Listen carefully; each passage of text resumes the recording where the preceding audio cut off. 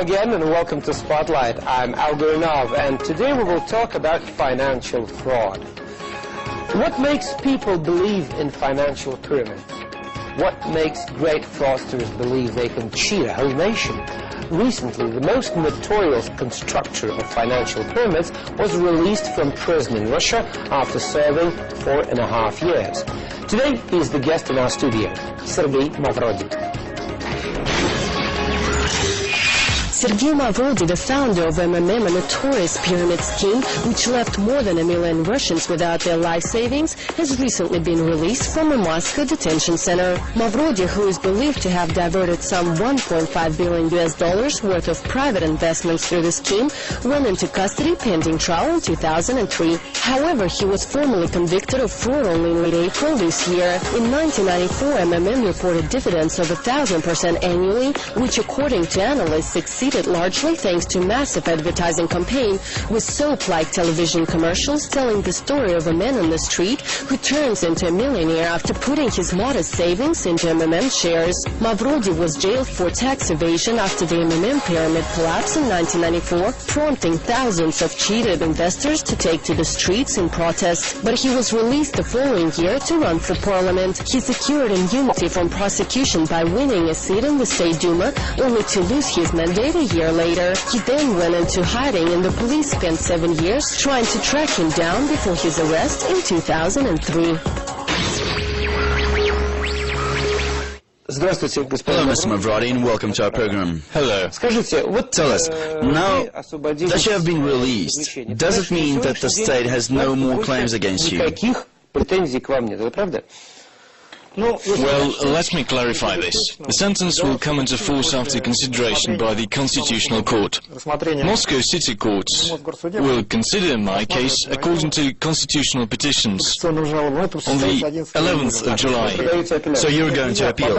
It's not my appeal. The appeal has been filed by hundreds of investors. These people believe that I've been badly treated. But this is your side. It's not my side, rather it's the side of the complainant. The prosecutor's office hasn't appealed. After that, in accordance with Russian law, the sentence will come into force. And what are the requirements of the investors who have filed the appeal? They're basically not happy with the payments. They believe that the court hasn't satisfied their claims. According to the court, their claims has been considerably exaggerated. Exaggerated claims mean another hearing. Does this appeal mean the claim is against you or the state? Those are the claims against the court's decision. They're demanding it is overturned. Against the court? Yes, against the court's decision. They want it to be overturned. If it is so, there will be another court involved in a new investigation, and I may have to go back to prison again. So they require the continuation of the investigation to your case, which means that you may theoretically go back to prison. The majority of them are demanding a new court hearing, and this constitutional court may overturn the decision by the Chertanovsky court. As far as I understand, the investors being referred to as the ones deceived by you were on your side. When you were going to prison, they all walked around with posters saying, "Let Mavrodi out and he'll return our money." They believed in you, and now they may be the ones putting you back in prison. Is that right? You see, it's a paradox. There were 10 million investors altogether. Of course, they were all different. Some were for me and some were against me. You can't say that they all were against me, as the story is often presented. They all believe they've been deceived, but you can't say that all of them have. And what's the majority's opinion? It's difficult to say. There are those who have lost and those who have won. I see. Those who have won are happy and they keep quiet, and those who have lost, they show their protest and outrage, and that's why they're more noticeable. What are you going to do now? It's been just a little while since your release. Apart from your short-term engineering work, as your profession, you've been busy with your enterprise activities. Are you going to continue with this? I really don't want to make any plans under such uncertain circumstances until the 11th of July. I may end up in prison again. Until the court hearing takes place. Yes, you see, it's difficult to make any plans in this situation. You could spend all of this time making different plans and then find it very difficult psychologically to cope on the 11th of July. Will you continue with your business for now? For now, I'm waiting for the 11th of July. In future, as I've stated many times before, I'm going to deal with the investors' payments, with the search for assets, and so on. And now let's take a look at the history of the financial pyramid known as MMM. Natalia Khokhlova reports. MMM, a familiar acronym for many Russians and probably the largest fraud case Russia has ever seen. At the end of the 1990s, the Russians had no experience with joint stock companies, and a few understood how they worked. At that very time, Sergei Mavrodi and his partners established MMM. Manipulating people's ignorance and their desire to get rich quick, he founded a company which in fact was a huge financial pyramid. After a massive advertising campaign on a national TV, the Russians started to buy MMM shares. Millions of people got involved with the network, with many investing everything they had. Mavrodi was even elected to the Russian State Duma and received political immunity from prosecution, but just a year later he was stripped of his status. When the Russian tax service eventually decided to take a closer look at MMM's activities, Mavrodi dropped the share price 100 times over and stopped paying dividends. The financial pyramid collapsed. Mavrodi claimed that he had been persecuted by the authorities, and thousands of cheated shareholders took to the streets demanding the government leave MMM alone. In 1994, Mavrodi was charged of concealing of taxes and taken into custody, but soon after he was released due to the help of MMM supporters. For nearly a decade, Mavrodi hid from the Russian prosecution service. He was arrested only in 2003 and sentenced to 4.5 years in prison with a $400 fine. He was also ordered to pay back 20 million rubles to shareholders. Recently, Sergei Mavrodi was released from prison. But even now, many of the shareholders believe he isn't guilty, including Mavrodi himself.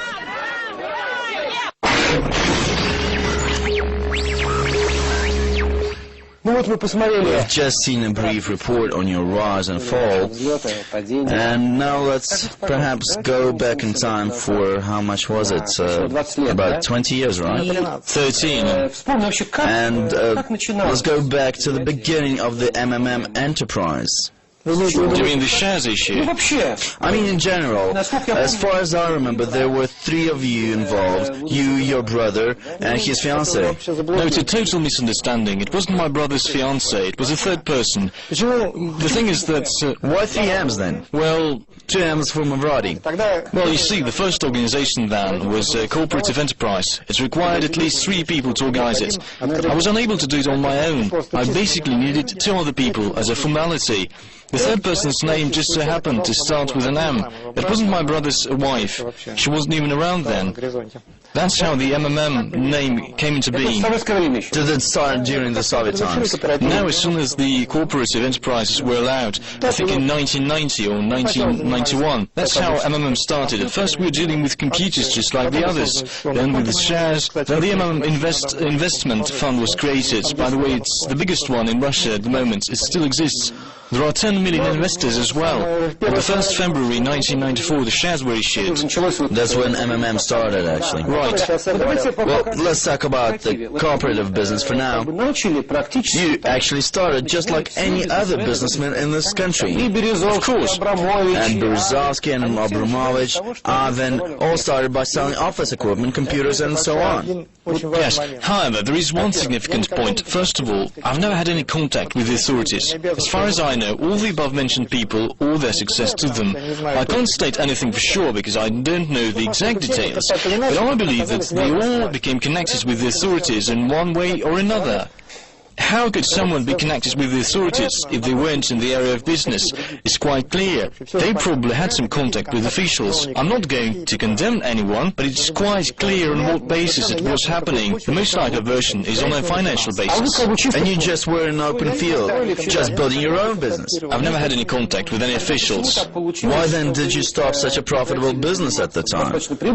Selling office equipment yielded quite high profits. When computers were being imported from Korea, the added value was up to 1,000%, but you left this for investment and finance activities. You see,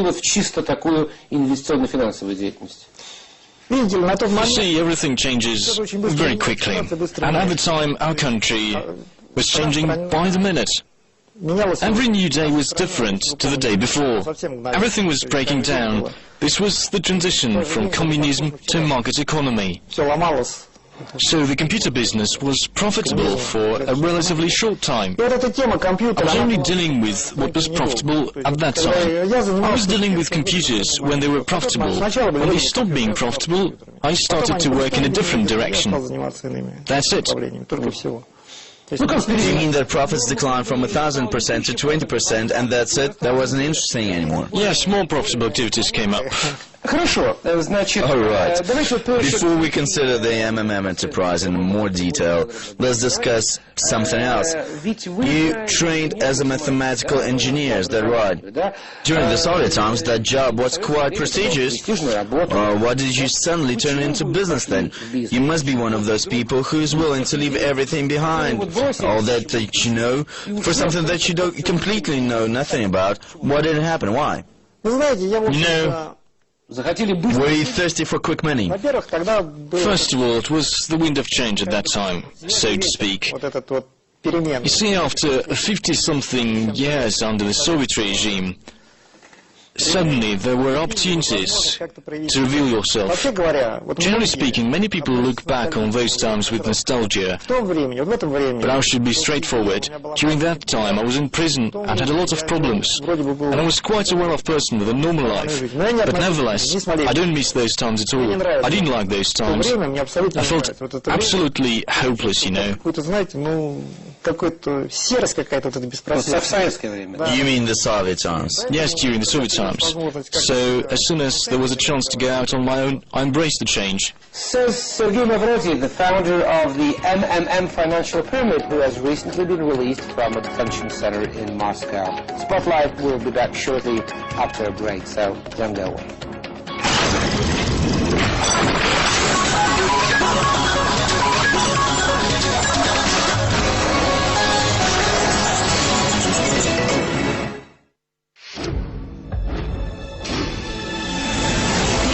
Russia Today. Roman Talkman, Russia Today. Karina Millikan, Russia Today. Alexei Rashevsky, Russia Today. Yulia Popova, Russia Today. They are in the very thick of things. The time of compromise is over. Thousands have gathered here. This is the biggest peace protest. Showing you the world through their eyes. This time, though, the enemy is each other. The landing will go as smooth as the takeoff. We're no more than history. Discovering what's new in Russia. This is the gateway to the future. They want to get out and talk to people on the streets. It's just too little, too late. Searching everywhere in detail. Russia Today, Washington, Chernobyl, London, Sochi, Moscow. To give you the most up-to-date information. and as soon as possible.